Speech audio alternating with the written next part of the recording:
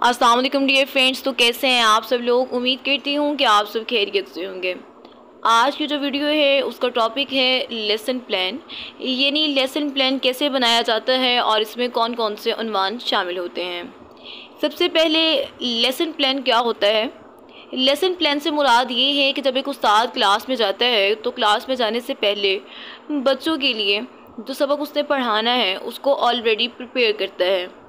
उसमें वो ये देखता है कि मैं जो सबक बच्चों को पढ़ाने जा रहा हूँ उसके क्या मकासद हैं और इस सबक को पढ़ने के बाद बच्चे क्या सीखने के काबिल हो जाएंगे। आया कि जो चीज़ मैं बच्चों को सिखा रहा हूँ वो उसकी अमली ज़िंदगी में उनके लिए कारआमद होगी या नहीं। इसके लिए वो मंदरजा झैल तरीक़े तदरीस इस्तेमाल करता है और इसके लिए एक्टिविटीज़ एविएट्स का इस्तेमाल भी करता है।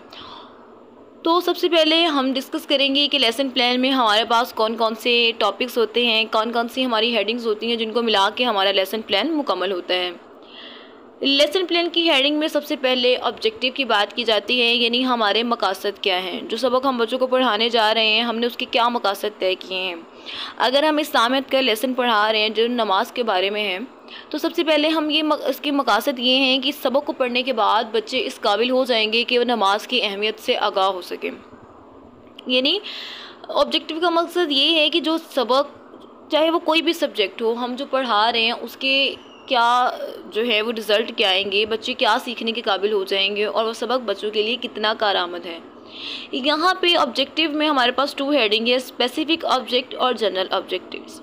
अगर हम जनरल ऑब्जेक्टिव्स की बात करें तो इसमें वो ऑब्जेक्टिव ऐड होंगे जैसे कि अगर हम इस्लामियात, साइंस, मैथ पढ़ा रहे हैं तो मैथ पढ़ाने का क्या मकसद है, हम बच्चों को क्यों मैथ पढ़ा रहे हैं। ठीक है, जो जनरल ऑब्जेक्टिव होते हैं अगर हम एक सब्जेक्ट का लेसन प्लान बना रहे हैं तो वो सेम ही रहेंगे, लेकिन जो स्पेसिफिक ऑब्जेक्ट हैं वो चेंज हो जाते हैं, क्योंकि स्पेसिफिक ऑब्जेक्टिव्स के अंदर जो हम चीज़ ऐड करते हैं वो ये है कि जो हमारा टॉपिक होता है हम उससे रिलेटेड लिखते हैं।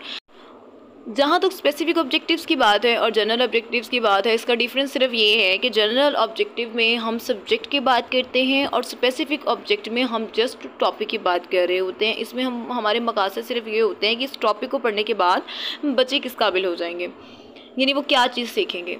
दूसरी चीज़ जो हमारे पास होती है वो है एविएट्स। एविएट्स से मुराद वो चीज़ें जिससे जो बच्चा है वो अट्रैक्ट होता है।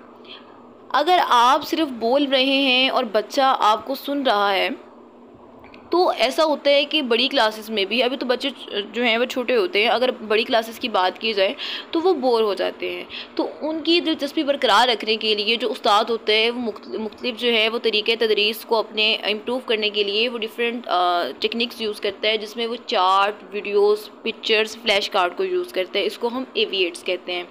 यानी अगर आप एक लेसन पढ़ा रहे हैं उसमें आप चार्ट यूज़ कर रहे हैं, वाइट बोर्ड यूज़ कर रहे हैं, बुक यूज़ करें, तो वो सारी चीज़ें आपके एविएट्स में शामिल होंगी। प्रीवियस नॉलेज से मुराद ये है कि जो टॉपिक आप स्टूडेंट को पढ़ाने जा रहे हैं क्या वो पिछली क्लास में पढ़ चुका है। अगर वो पढ़ चुका है तो हम क्या करते हैं, हम उससे क्वेश्चन करते हैं। क्वेश्चन करने के बाद, उनका प्रायर नॉलेज चेक करने के बाद हम उसकी जो नई मालूमात हम उसको फ़राहम करने जा रहे हैं, बच्चों को बताने जा रहे हैं, उनकी नई मालूमात को साबका मालूमात से इस तरह से जोड़ देते हैं कि बच्चे के लिए सबक आसान हो जाता है और वो उसको आसानी से समझ सकें। अनाउंसमेंट ऑफ द टॉपिक से मुराद ये है कि साबका मालूमात को चेक करने के बाद उस्ताद ये बताता है, वाइट बोर्ड पे लिखता है कि आज हम जो है ये टॉपिक पढ़ने जा रहे हैं और उस टॉपिक का क्या नाम है। इंट्रोडक्शन में मुराद जो लेसन आप पढ़ा रहे हैं या जो भी आपका टॉपिक है, अगर ग्रीन हाउस इफ़ेक्ट आपका टॉपिक है तो आप उसकी थोड़ी सी जो मालूमात हैं वो लेसन प्लान में लिख लेंगे, जैसे कि मेन डेफिनेशन है, उसके इफ़ेक्ट्स एंड उसकी कॉजेज़। ठीक है, ये चीज़ें आप उसमें राइट करेंगे। मेथोडोलॉजी से मुराद आपका तरीक़े तदरीस है, यानी आपके पास जो स्टूडेंट हैं उनका मेंटल लेवल देखते हुए आप बच्चों को कैसे अपना लेसन डिलीवर करेंगे। इंट्रोडक्शन में जस्ट आपने डेफिनेशन, इफेक्ट्स और कॉजेज़ लिखने हैं। इसमें आप पिक्चर ड्रॉ कर सकते हैं अपने लेसन प्लान को मज़ीद इफेक्टिव बनाने के लिए, या आप पिक्चर्स के प्रिंट भी लगा सकते हैं। लेकिन जो मेथोडोलॉजी है, मेथोडोलॉजी में सिर्फ जो है आपने ये बताना है कि आप स्टूडेंट को कैसे पढ़ाएंगे। आपने बुक को यूज़ किया, आपने चार्ट को यूज़ किया, आपने स्टूडेंट को कैसे पार्टिसिपेट करवाया, ये सारी चीज़ें इसमें ऐड होती हैं। जब हम लेसन पढ़ा लेते हैं तो उसमें हम एवेल्यूएशन का मतलब होता है स्टूडेंट का जायज़ा लेना कि आया आपने स्टूडेंट को जो पढ़ाया है क्या उसको समझ में आया भी है या सिर्फ उसने टाइम पास किया है। इसमें जो उस्ताद होता है उसका जो फोकस होता है वो वीक स्टूडेंट्स पर होता है। एवेल्यूएशन 2 टाइप्स की होती है। एक एवेल्यूएशन नंबर 1 होती है, यानी हाफ लेसन पढ़ाने के बाद अगर आपने लेसन स्टार्ट किया है 15 मिनट्स के बाद आप लेसन में से क्वेश्चन करना स्टार्ट कर देते हैं कि बच्चों की टेंशन है भी या नहीं है। इससे क्या होता है कि स्टूडेंट जो होते हैं वो एक्टिव हो जाते हैं। और एक एवेल्यूएशन सेकंड होती है जो सबसे लास्ट पे होती है, जो ओवरऑल लेसन्स में होती है। तो आप इस तरह से करते हैं कि अगर आप एवेल्यूएशन के 2 टॉपिक्स लिखते हैं तो फिर आपको इंट्रोडक्शन के भी 2 टॉपिक्स लिखने पड़ेंगे, यानी आप टॉपिक को डिवाइड कर लेते हैं। अगर ग्रीन हाउस इफेक्ट के बारे में सबसे पहले डेफिनेशन के बाद आप एवेल्यूएशन का टॉपिक राइट कर देते हैं, उसमें से क्वेश्चन करते हैं, देन इफेक्ट और कॉजेज लिखने के बाद आप सेकेंड एवेल्यूएशन करते हैं। अगर ना भी करें तो एक दफ़ा की एवेल्यूएशन भी काफ़ी है। लास्ट पे आप होमवर्क में बच्चों को क्या दे रहे हैं, कोई डायग्राम ड्रॉ करके लाएं, कोई चार्ट, या फिर उसको याद करना है, ये आपके होमवर्क में ऐड होगा। यहाँ पे इंग्लिश के साथ साथ जो है वो मैंने उर्दू के भी टॉपिक राइट किए हुए हैं। मकासद, अमूमी मकासद, खुसूसी मकासद, तदरीसी मावनात, साबका वाकफियत, ऐलान सबक, तारुफ, तरीक़े तदरीस, आधा जायज़ा, घर का काम। ठीक है, अगर आप उर्दू में बनाएंगे तो आपका ये टॉपिक यूज़ होंगे, और अगर आप इंग्लिश में बनाएंगे तो आपके लिए ये जो हेडिंग्स हैं ये यूज़ होंगी।